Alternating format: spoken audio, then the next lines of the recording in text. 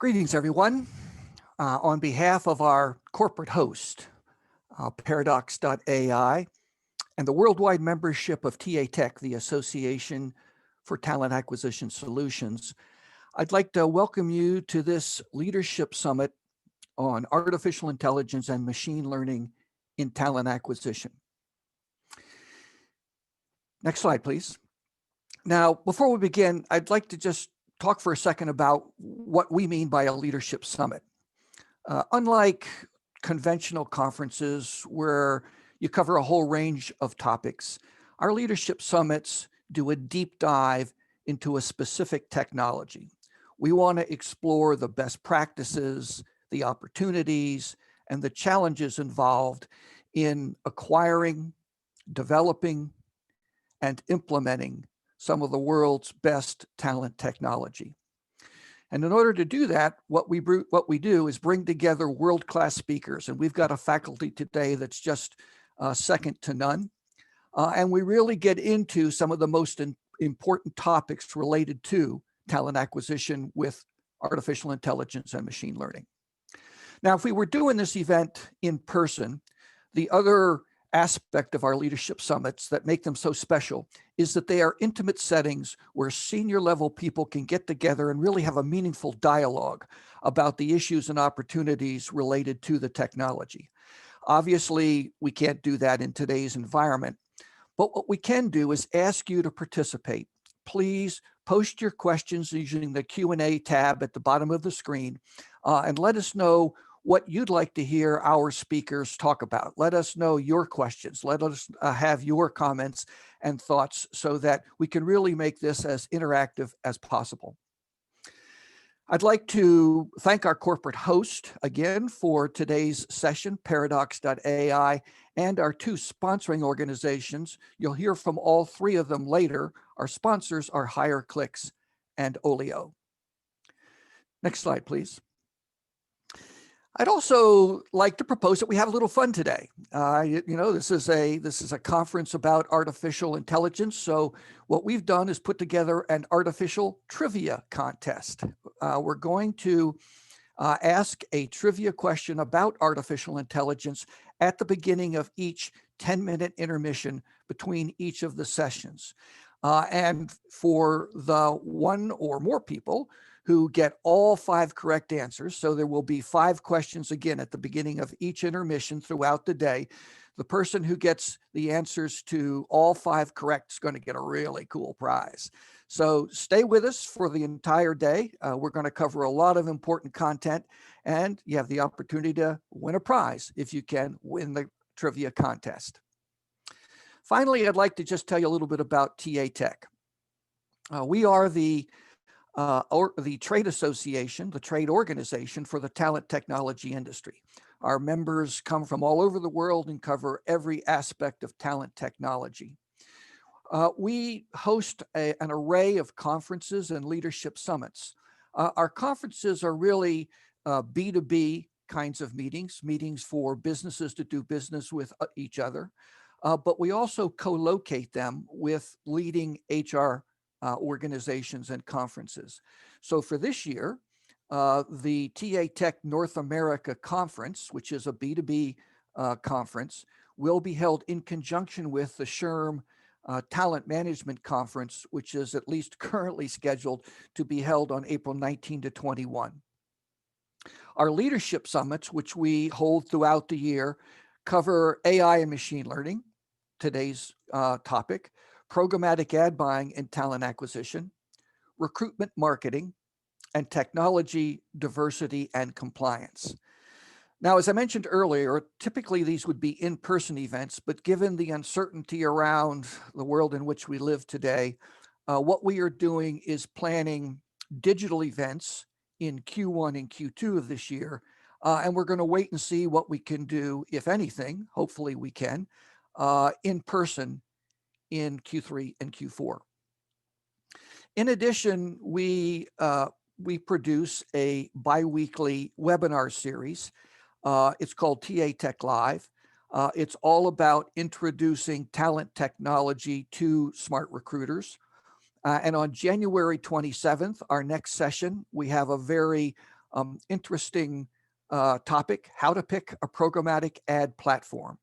And on February 9th, we have a fireside chat with Aaron Ain, the CEO of UKG, which is the mashup of Kronos and Ultimate Software, which took place last year. In addition, TA Tech sponsors industry definitions and standards. A lot of companies, for example, are moving to pay for performance, and that means they pay per click. But the question is, what is a legitimate click and how are they counted? So what we've done is create what we call a traffic quality declaration, where job boards, social media sites, aggregators, and other publishers online can tell advertisers, can tell employers exactly how those clicks are being counted, and create the kind of transparency that builds trust in online recruitment advertising.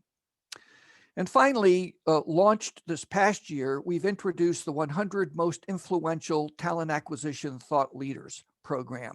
We want to really shine a spotlight on the corporate and HR folks who are the corporate and industry folks who are really setting the pace for the development and implementation of state-of-the-art talent technology. There are all kinds of programs that provide some visibility to HR thought leaders, and that's fine.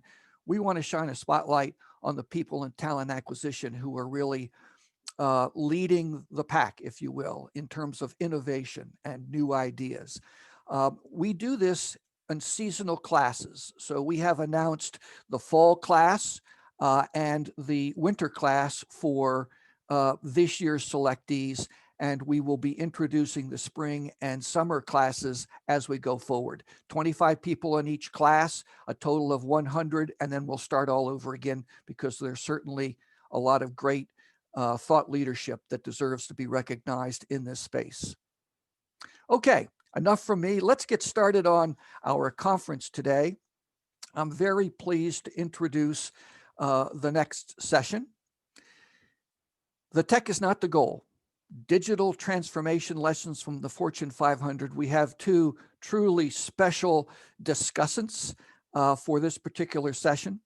Athena Karp is the founder and CEO of HiredScore, and Melissa Bartsch-Kotz is the Director for Talent Acquisition Technology and Programs at AbbVie. So without further ado, I'm going to turn it over to them.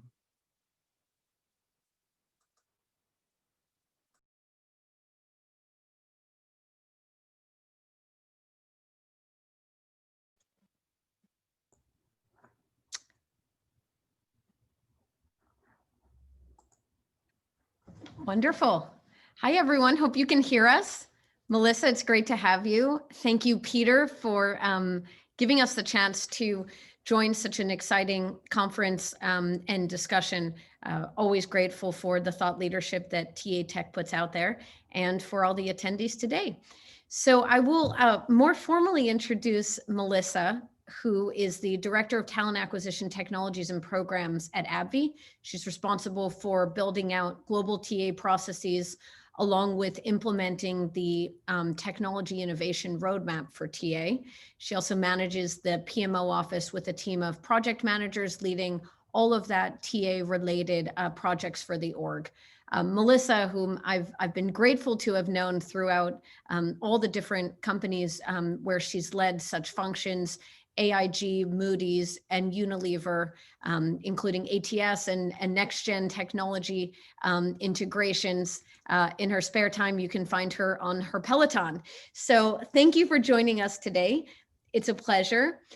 And would be great, Melissa, if you could maybe kick off aligned with this goal of the technology is not the goal, and digital transformation lessons require all these different elements and components to ensure success, which I think is a topic not enough leaders are aware of, or those that aren't 3 or 4 companies into trying to lead and bring this change about might not have that awareness. If you could maybe just kick off with a kind of overview of what those transformations have been you've led at AbbVie and elsewhere, and give everyone context of that type of tech we'll be talking about today. Right. So thank you again, Athena. Always love joining you for these things. We've known each other for quite some time, and I think it's been interesting over the years just to see, it used to be just putting on it maybe an ATS and redoing an ATS to where we are today, where you're adding in, companies like HiredScore, Paradox, where you're doing the AI and scheduling and things like that. And it's changed so much over the years. So just some context, I recently joined AbbVie. I don't know how many people know, but Allergan was recently merged with AbbVie.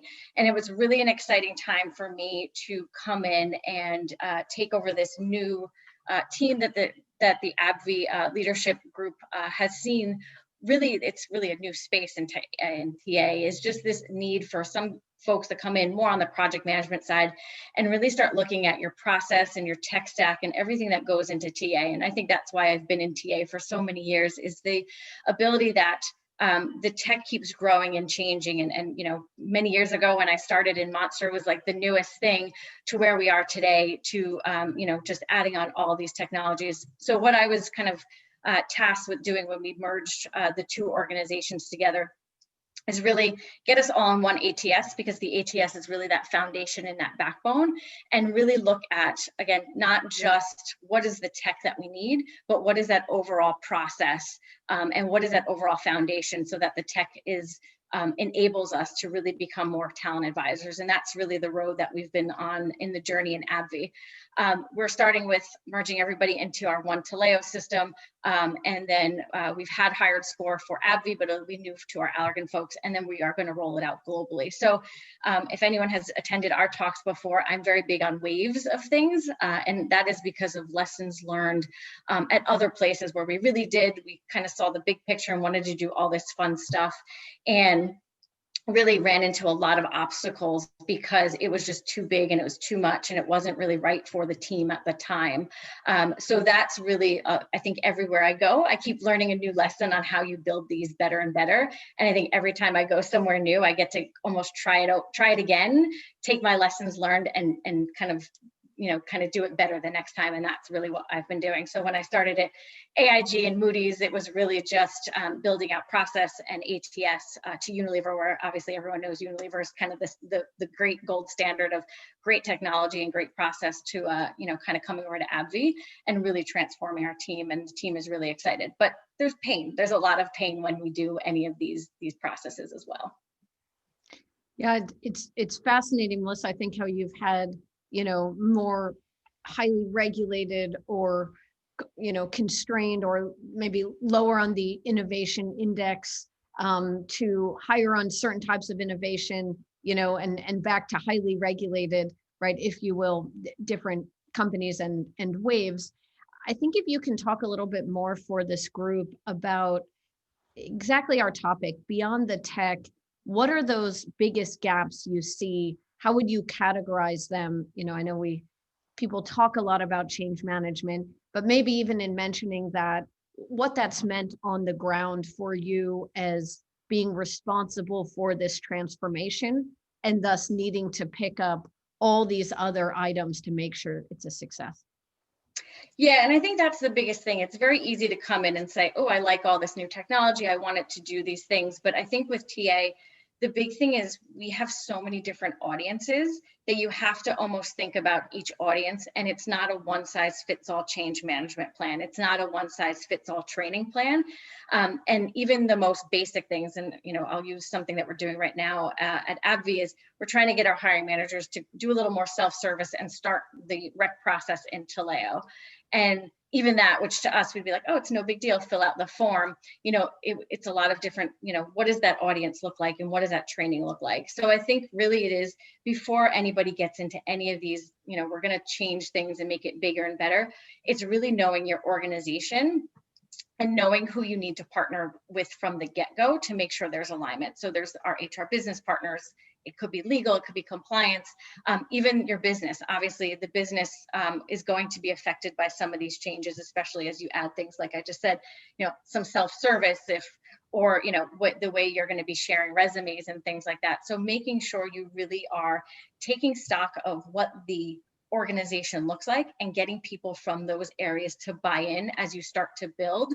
Because the last thing, and I've seen it in other places, we kind of dropped it on folks right as we were about to launch it, 2 weeks before, no training, minimal communications.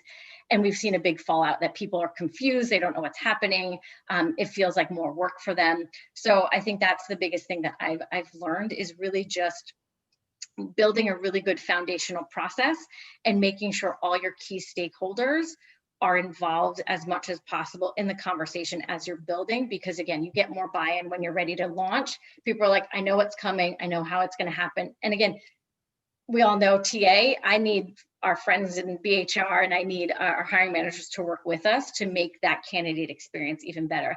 And that's another piece too. I think that's the one area in HR that maybe not other groups work with besides TA, is the external marketplace. So getting that right, so that external marketplace is a good experience and people are obviously talking about it. I think that's just the alignment that we're trying to get with all of these partners. And again, the technology is great. The technology can do wonderful things. Sometimes it's harder to get all the process and the pieces aligned so that the technology is a success. I think it's such an important and powerful point of this. We'll talk more about best practices in training recruiters and training sourcers on these next gen tech, because I think you've developed just a canon of great methods that work and probably a graveyard of the methods that don't work. But just focusing on that manager buy-in, maybe with a specific example would be great of how that stakeholder aware of the why behind this change can accelerate the outcomes and ensure the ROI, or maybe not aware or sticking to old methods of, I want to see everyone, or I want to screen myself, tactics, why that can actually hinder the objectives. And I think we often put that recruiter in a really sticky place where they're managing up to maybe a department head or a leader in saying, no, this is our new process, and they might not feel that level of comfort. So maybe if you can just give an example like that, and kind of what have you seen manager education or other stakeholders in the org who can prepare that manager for that change in advance of a transformation that you're running? Yeah, and I think a lot of it is really partnering with your TA leadership team, who goes to, again, your HRBP meetings or your business meetings with more senior leadership that can help trickle it down.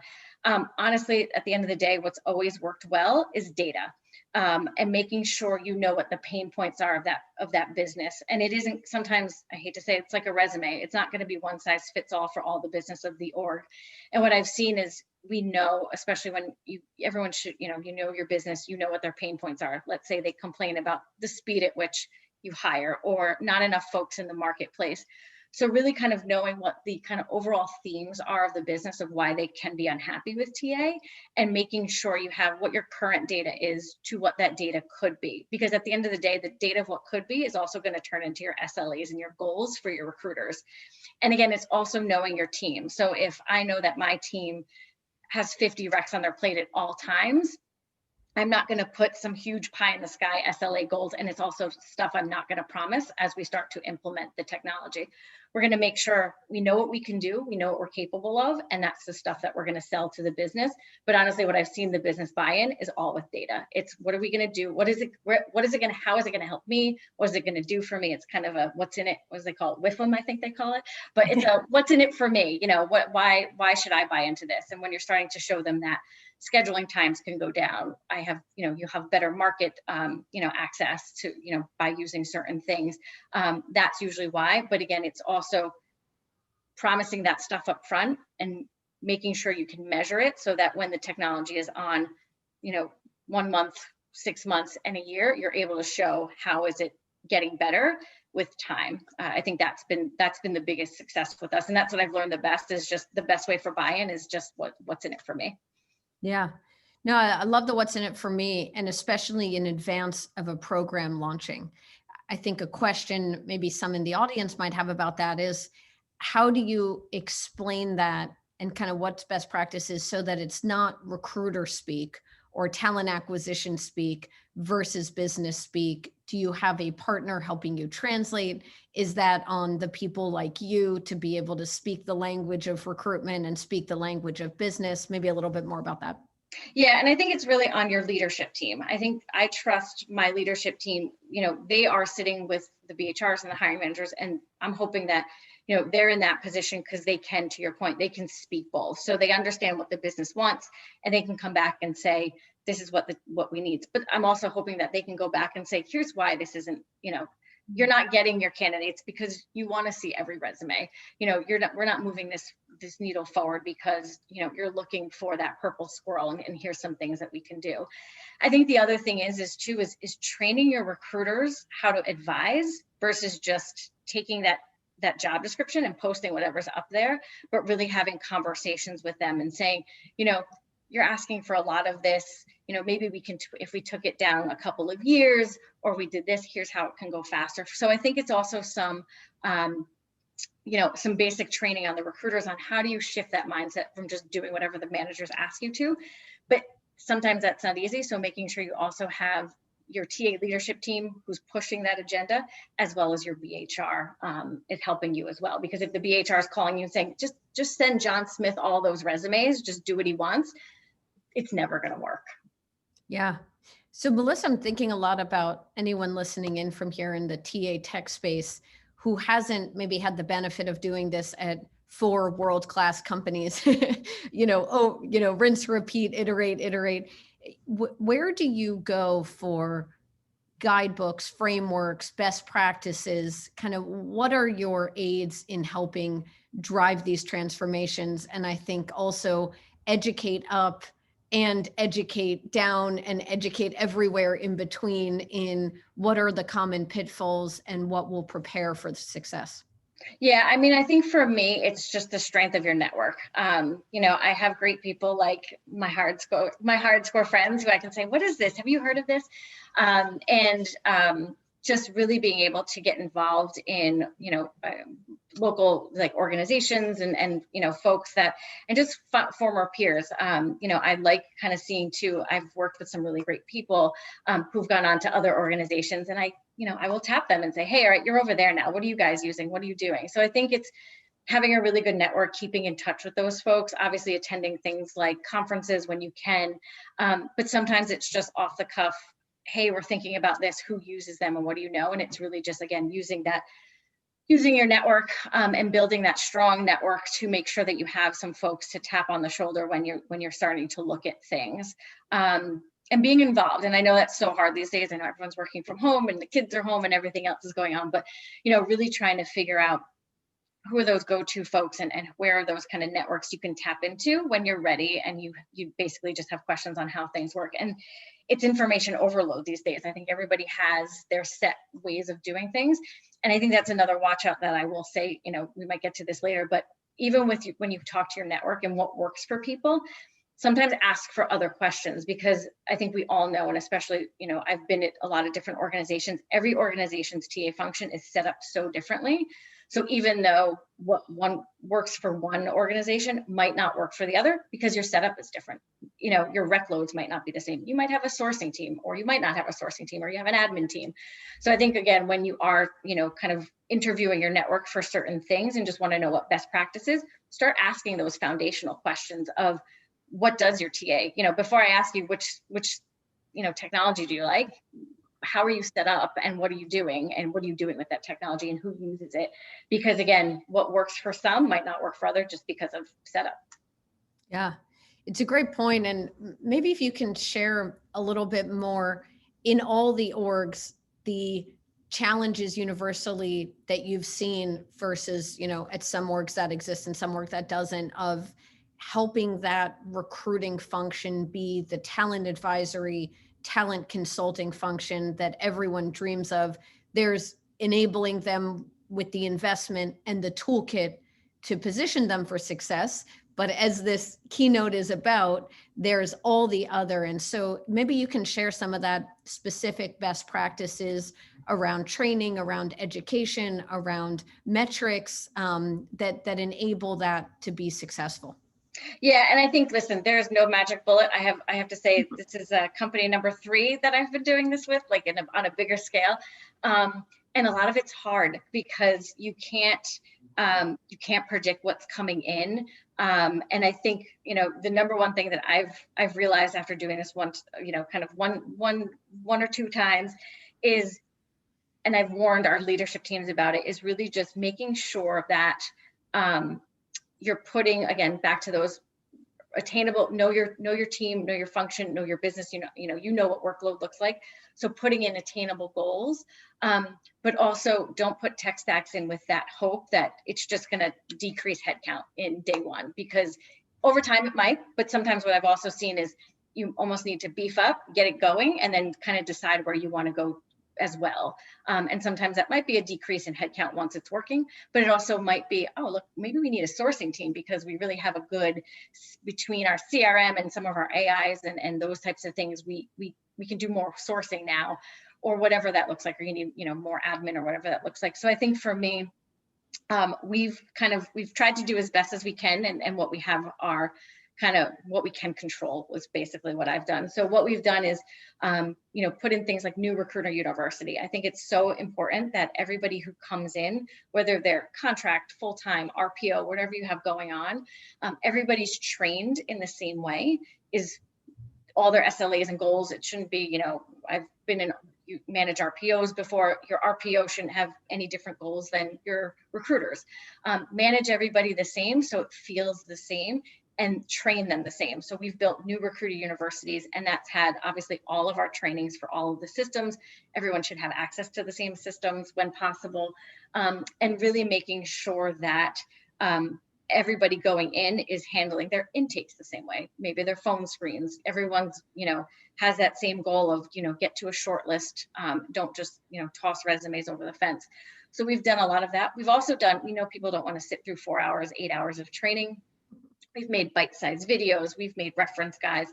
So really trying to keep in mind is, what is all the tailoring that people want to do? And I just need to know how to do an offer right now. I don't want to listen to an 8-hour training video. I'm going to just go pull up that offer video. And then we've expanded it to things like lunch and learns, and whether, obviously we know we don't have the funding to send everybody to, to get licensed or, credits or all these conferences, but we do some sharing. So whether it's a database of all the different sources, places people can go to, we started some lunch and learns where some of kind of our folks who really are, they love that sourcing piece, they love doing those things, we'll let them host, and they lead those lunch and learns. So the recruiters are hearing it not from me or a leadership who's just flipping through some slides, it's actually from one of their peers. So we're trying to get them upgraded. I think it's also knowing your team. Who are your folks that are very comfortable just kind of being transactional and doing that, and who are the folks who love going and talking to the business and arming them with the tools that they can to go and have those conversations. I think the hard thing is sometimes without a good workforce planning, we just don't know people's rec loads at every given time. So it's also understanding that people can't be sourcing and recruiting when they have 40 or 50 recs on their plate. So again, making sure their goals are attainable, that they feel like they can achieve them, and it's a little bit of a stretch as well.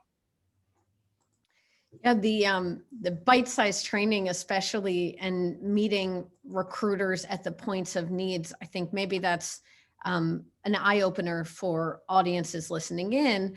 Of there's the old way of implementing big, heavy, end-to-end systems, and do we use some of those best practices, but not all of them, for implementing agile value add applications or tools like a Hired Score, like a Paradox, like a HireVue, other add-ons. So maybe you can talk a little bit more about, Melissa, just some of the differences you see. That's yet another stakeholder, which is the IT org, and probably even managers that want people to go through that half-day training. What you found in trying to delineate, there's some tools that need these things and some tools that don't. How do you categorize that?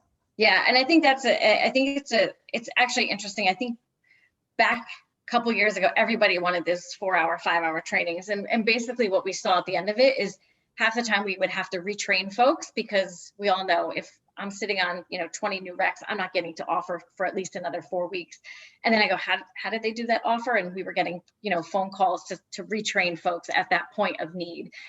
So I think people like it. And actually what we heard, which was really interesting this time, is people didn't want big trainings. I think we're almost at that point that everyone's so busy now. Everyone's like, oh my God, we can't put 4-hour trainings on the team. So what we've done too is made sure that we, in certain points, an ATS, I think an ATS is a good example. An ATS, you probably still need to do some type of 4-hour training. We all know everyone's not paying attention, especially everyone's home at this point. We at least used to be face-to-face. I can see you in a room falling asleep versus now you're probably on your computer writing an email. But we know everyone's not paying attention. But what we actually did it for is, because like I said, we just moved everybody into one zone of Taleo. We did it. They were long trainings. Some people asked questions, some people paid attention. We knew not everybody did, but we recorded it. That goes into our bucket. And then we made those bite-sized videos off of there. Now things like HiredScore, we just launched with you all, is that Avature integration with, now we've had Fetch and we've done it. Avature integration, people were kind of like, oh, is it, are we doing a little bit more? Is it going to affect our candidate pools that we already have? And I think it was really getting them to realize it's really not a big change, but we can kind of slot it into other trainings. And again, we've done a lot of work with making quick reference guides. So when someone's ready and it makes them feel a little bit more comfortable, sometimes just seeing that reference guides, especially makes that senior leader feel comfortable that, all right, people know what they're doing when they start touching the system. And I didn't need to have a 2-hour training on something so basic. So I think it's really knowing your audience. And then even if, even if some folks want maybe more of a training, if it's more simple, again, bite-sized videos, reference guides, usually that keeps people at ease. And what I've seen too, especially on like the business side, none of them want to go to training. So what we've done too, same thing, we've offered it, it's optional if they came, but we recorded it. And what we did is made sure that all the recruiters had an email template that says, hey, you're opening a rec, here you go. And it became material that the recruiters could easily send out to the hiring managers. They didn't have to train them. We didn't have to train them. They were able to either look at a reference guide or watch a video, whatever they liked. So making a repository too of just email templates the recruiters can use or reference guides that they can send out, whether it's to hiring managers or candidates, because we started doing it to candidates as well for their help on pre-onboarding and those types of things. We've made a really large repository that is going to kind of help the recruiters build better relationships with the business, with the candidates, and help them out, but made it easy for them to help them out at the same time. Yeah, and I think it also goes to the scalability of the transformation as your team grows, as you add new recruiters, new sourcers. Often what we found, not working with you, but working with others, is that training plan and that onboarding is really built for a organizational first launch, go live. But it might not also have the training of the continuity. You talk about sometimes some users need a reboot or a re-education, right, of that platform and program at the right points in time. And then organizations are constantly losing people and adding new people. So how do you kind of build that end to end? I don't know if that's something you all have been sharing. Yeah, I mean, yeah, and I think that's the big thing. And again, there's where your data lies, because I think we've noticed it. With HiredScore, we see how the numbers are. People aren't adapting. They're still in Taleo. It kind of causes an alarm that says maybe everyone needs a little bit of a refresher on how to use this. Or at one time, folks, maybe you're adding a whole bunch of new users to a system and you want to do kind of a refresh. And I think it's really good because those refreshes, we open them up to everybody. And then we record them. All those recordings go into that repository. So when that one new person starts, we're not calling up our vendors or calling on someone on the team to actually redo all those trainings. It's almost like a nice little book that'll say, on day, and we have it all written out on, that first week, day 1, they should watch the Taleo videos on, by day 5, they should be on our HiredScore videos or our Avature videos or whatever that is, or whatever those trainings are. Again, so we've built it so it's not a lot of work too on the folks, because we all know when people start, recruiters don't have time to sit and train the new recruiter and walk through step by step. It gives the recruiter, whoever is mentoring them or kind of training them, time to say, here, go watch these videos. I got to go do some meetings. I'll come back and we'll sit down and talk about what you need. And that's been really sustainable. And I think it's worked really well for our team. And we're, again, constantly building it. I think the big watch out there though is you have to put someone in charge of making sure that they keep it updated, because we've built, when we joined AbbVie, we had separate training manuals for each side of the fence, and now that we've kind of rebuilt this one zone, we have to refresh all of our training manuals because they all don't make sense because we've fixed things. So I think it's making sure that once it's not a build new recruiter university or build that SharePoint with all that information and leave it, making sure that people are there to check it out, refresh it, make new videos, take out videos, and upgrade, I think is really important too, or it's a lot of work for nothing. So Melissa, there's amazing insights in training, best practices, education, upskilling. There's often a quote from you, which is, don't, train it or leave it, right? So how do you think about, after those steps and best practices, the ongoing monitoring, the scorecards, the adoption engagement, and the understanding you as the transformation leader need to actually reinforce and ensure that adoption and engagement?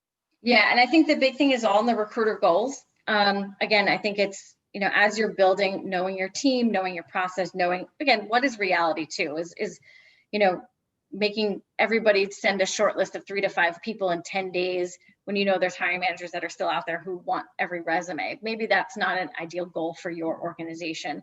But really, again, starting as you build what those deliverables will be, build that SLA and figure out how you're going to measure it too. Because I think that's another big thing. We kind of say, oh, look, I'll measure all these things, but how are you actually capturing that data to build? And we've built dashboards to kind of show, all right, in the funnel, here's the things that we're looking at by recruiter and kind of the main metrics that they have to hit. Again, doesn't have to be 10 of them. It could be 3 of them, especially if you're starting out new and they're not used to it.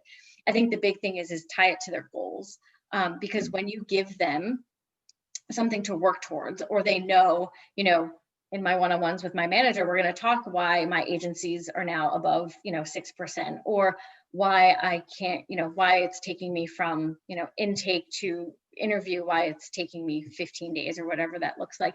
And you can have those conversations. And I think with that too, especially leadership should be looking at those and kind of say, all right, look at everyone's struggling in one area. Here's time to maybe, to kind of reboot and say, all right, what's going on, guys? Let's have maybe a training. Is there something we need to do? Is there something that's happening? So that data can tell you that story right then and there to say, don't wait till it becomes a problem. It'll tell, that's where we can say, all right, let's have a lunch and learn. People are really struggling with sourcing, diversity, whatever that looks like, and getting those things in there. But it's all tied to their goals. And it's also showing, as like a leadership team, we are invested in you. Actually, we're not setting these goals and hoping that you fail, but we really want you to attain them. And we're going to give you all of that, opportunity to do so. So I think it's all about that data. As you're building the system, the next biggest thing to make sure that you're doing is, how are you truly measuring it? And is it sustainable? Is that data, if you're not hard coding your source should not be a data point. Because if you're letting your candidates pick source, we all know that's not going to be an accurate thing. So I think it's really making sure that you can, you pick those data points that you can easily measure and you can see, and build it into the data that you're going to monitor once the systems kick off. Yeah. And connected question is, how aware are those stakeholders using this toolkit about the change that's coming, about the role in 2021 they'll need to play for the org? How do you kind of do the heart and mind education and shifting so that all of these other pieces fall into place?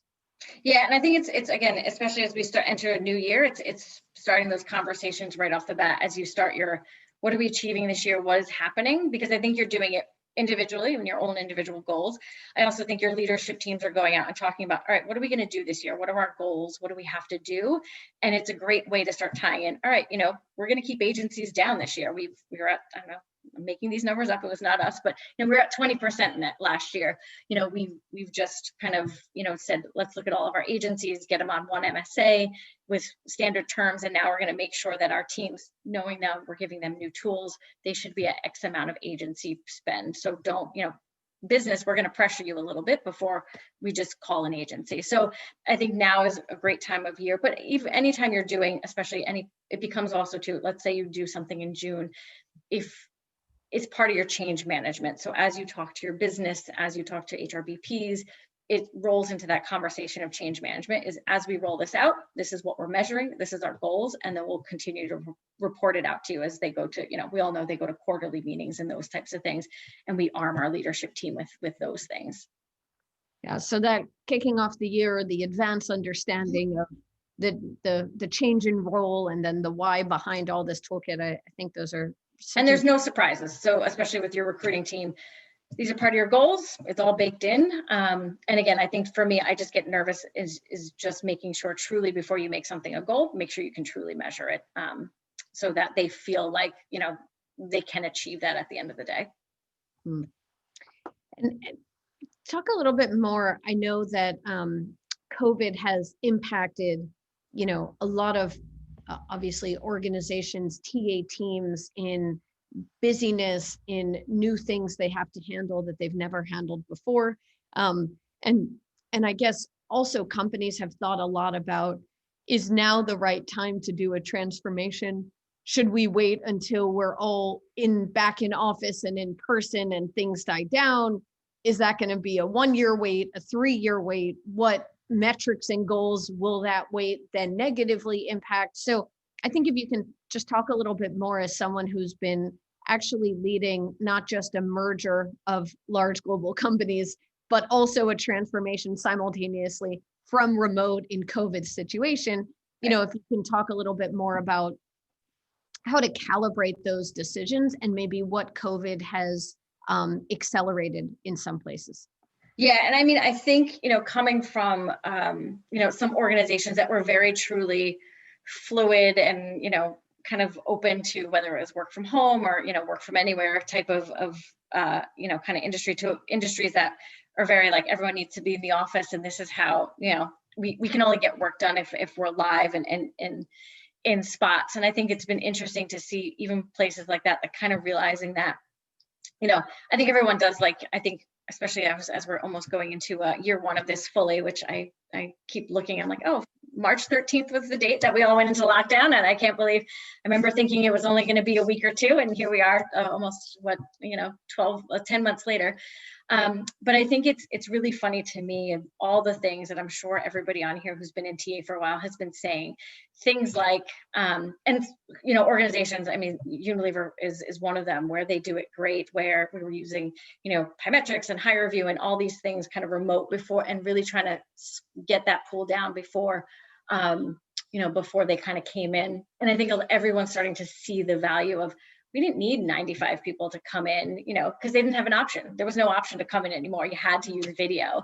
And I laugh when I do hear hiring managers that I know love to have people come in for 25 rounds and, seeing everybody possible. And let's just see if we can see a couple more, and saying, oh, the process goes a lot faster with these videos. So I think what people are noticing is that work can get done, especially in someone in my area where we're doing projects where we're so used to, and me and you have attended a lot of them where we had to all come together and we all had to sit in the same place and we had to workshop. And I miss those times, but I think we've also realized that we can all get on Zoom for 2 hours, put our cameras on and do the same type of work. So I think what we've seen is that there are better ways that we could do things that at the end of the day are speeding up, the process and the way things are doing. I think the big thing there too, again, is change management. What is that at the end of the day? What is the buy-in that once we actually, hopefully, knock on wood, soon go back to real life, what is the balance that we want to achieve and you're going to have some organizations that love it and it's going to be 100% and they're going to kind of almost stay in this. You're going to have organizations that want to do a hybrid of both. And I think that's the next step is we have some buy-in now. People aren't as afraid or as against it as they used to be. But I think it's now as an organization, what does everybody want? What is that goal of, does everyone, is everyone like the whole, we can do this remote? Do we want a hybrid or what does that look like? My hope is that first rounds and those types of things, video interview is great. People can kind of squeeze it in easier. Things do move faster. There's a lot more candidate engagement. And I think, again, there's more of that speed up that is always helpful. And for, market and competition, I think we get to folks a lot faster versus waiting, 2 weeks just so they can actually be physically in the office. But again, it's change management as it was when we started, and we did a lot of change management on, I hate to say, how do you do a video interview? We did a lot of those, guidebooks as we booked our video interviews for the hiring managers of, and for the candidates, here's how to do a video interview. And, here's how the hiring managers should also do a video interview at the end of the day. So I think we've had 10 months to perfect that process. I'm hoping a lot of those processes stay. Yeah. I know it's funny, Jerry, the wonderful Jerry is speaking later from Unilever, for any of you guys sticking around for that. There's a question here about how are you driving compliance in the business? And I think connected to how, best practices in when to incorporate, whether that's compliant team, employment law team, or diversity and inclusion experts, or even AI ethicists, right? Which are an emerging topic that are coming in. How do you bring them into the fold, especially as you move from systems of records to, artificial intelligence and next generation toolkits? Anything you can share on that stakeholder management and best practices? Yeah, and my friend Jerry, she knows she was in all of our conversations when we built a lot of the tech over at Unilever. But I think that's the biggest key, is making sure that whoever you need in those conversations should be at the beginning. So making sure, depending on what you're launching, making sure, legal's involved, compliance is involved, getting their buy-in, and not waiting until you're in a situation where, we just started moving candidates around, or we don't know if a system is accessible to all. So I think it's really making sure, again, it's all about starting at the beginning, getting the right people at that table, or whatever that workshop is to design, or at least making sure that your compliance and your legal teams are looking at new processes or new, we've just gone through it with some of the diversity tools, making sure legal is taking a look at it before we try to institute it. And even for us, as we start, depending on what the product is that we're trying to launch, we are trying to make sure that the right stakeholders from our, not working in a silo, I think is the biggest thing, because you work in that silo, you're going to run into problems, whether legal didn't bless something, compliance didn't bless something, or even sometimes our D&I partners who are so important to us now, making sure when we build these things out, everybody's aligned and we're all working together from the get-go, I think to me has been the biggest lesson learned, because I have been at points that we didn't raise, what is this wording, or, what is this tool? And it launched and it got shut down because we didn't go through all the proper channels, or we didn't get, certain languages looked at. So I think it's really being in tune, again, to whatever your company is, what does that involvement need to be from all those partners, and make sure those partners are kind of getting into the fold right away. And again, it's that backing, because when we go to the business and say, I'm sorry, I have to post your job for 5 days, it is a compliance reason. The HRBPs are saying the same thing, or compliance is saying the same thing. And I think that's another piece too, is because, the business will always say, get it done, let's do it now. And making sure we have the backing, because, they're going to call whoever to say, hey, Melissa told me that I needed to wait 5 days, or I can't have this candidate because my posting says this. And we're ready for that. I think too, we actually just had this conversation about accommodation, ensuring that you have the pieces in place, because when you actually start to dig, you might not have, what one person thinks of accommodation is not really a policy, or it's not really a procedure. Someone truly is coming in that needs some assistance. So I think making sure you're thinking about all of those pieces, and again, not working in that silo, just to ensure that you have all of your stuff covered before you go live. Yeah. The end-to-end and the domino impact of, you didn't realize this actually triggers that team's concern.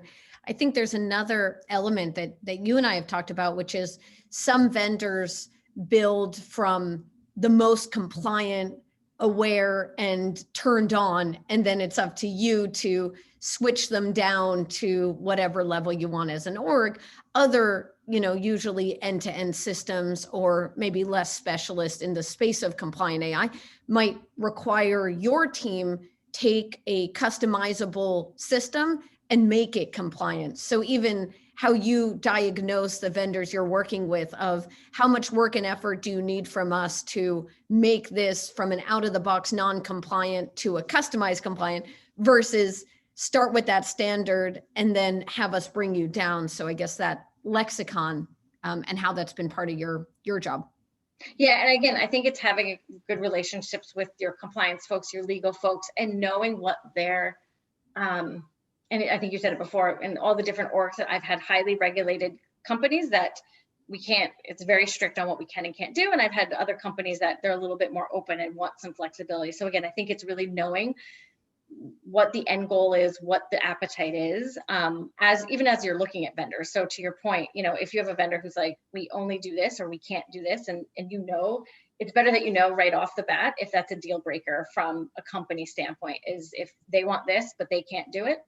It's part of almost that initial kind of feeling out the vendor phase, because if they can't do things or they can't customize it to the way the org wants it, it's probably not going to be a right fit. And again, you want to know that before you start contracts and you start trying to build, because as soon as they go, oh, we can't do that, and now it's too late, where it's obviously a harder thing to explain, when you kind of say, well, this is not possible, but we're kind of locked in at this point.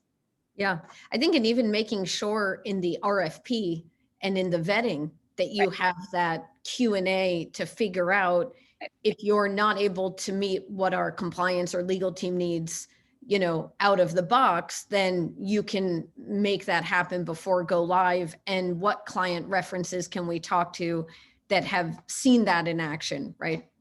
Yeah, and I think that's any part of the RFP. It's compliance, legal, we just went even with a background check vendor, knowing that I don't have a big admin team, so I need you to do more of the heavy lifting when you need to go and chase, W-2s or diplomas and those types of things. So really, what is in your RFP, really making sure you know what your must-haves are, because that'll make your life a lot easier. Because when someone says they can't do it, you can just, hopefully you narrow it down to your top 2 to 3 just by those questions. Great. So we're going to take some questions from the audience now. If anyone wants to bring them in, we did address one of them from Stacy. I see another question of Melissa. Could you tell us a little bit more about how AI plays a crucial role in your company? I think specifically in the TA HR transformation. I'm sure Abby is using artificial intelligence in other areas as well. But maybe you can fill in how the AI or data has addressed challenges that you encountered as the org from an efficiency, effectiveness, or diversity and inclusion standpoint. Yeah, I mean, I think our whole goal too is, and the AI really is, again, it's never a replacement for TA. I think that's the biggest misnomer, is that all these AI and bots and everything's going to do stuff for us and all the TAs are going to go away. It's just not. I mean, I think even after all this time, again, I think it's more of that mindset of, you still need bodies. There's still a human element to recruitment. There's still, I joke, I said, I can go away someday, maybe start a dating site, because sometimes it's the same thing. So you still have that element of candidate relationship, business relationship. So you always need that human there. What we've done with AI, and really what the goal is for AI for us, is really just efficiency. So making sure, especially on roles that we have just hundreds of resumes coming in and things like that, and especially if you have a higher volume of recs, making it just easier for the recruiters to really be able to comb through resumes, source from one spot.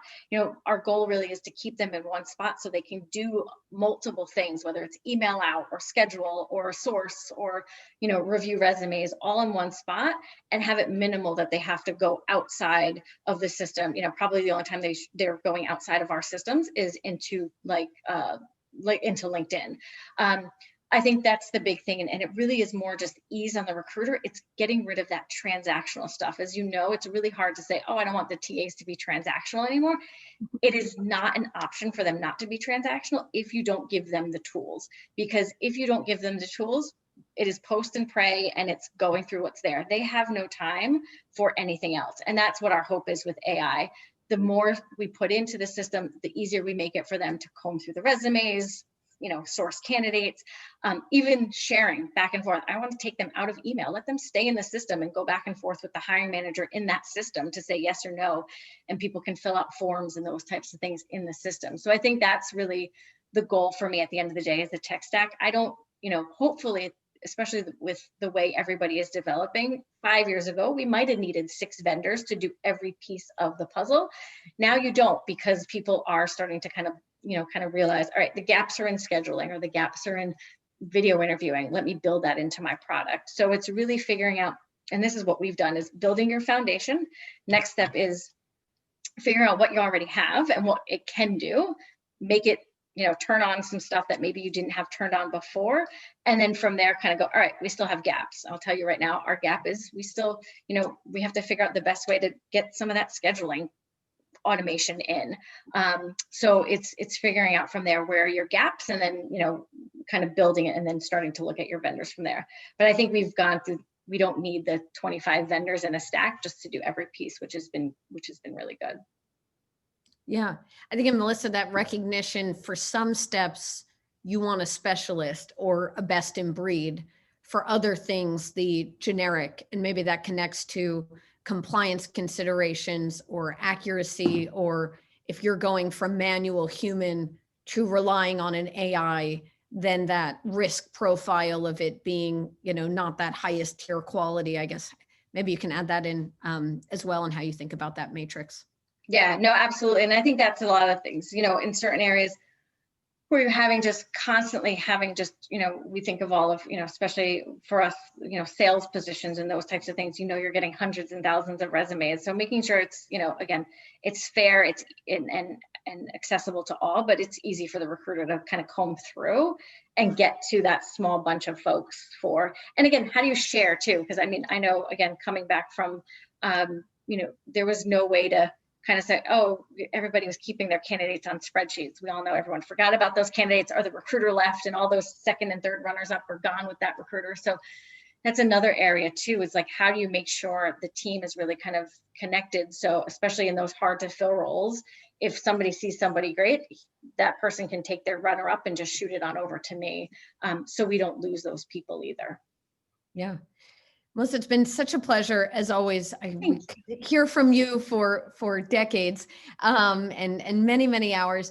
Just in closing, I guess a non-obvious piece of advice to those implementing these transformations, or, championing and being that friction point between the business goals and the, tactical forest that the end users still live in, and that shift.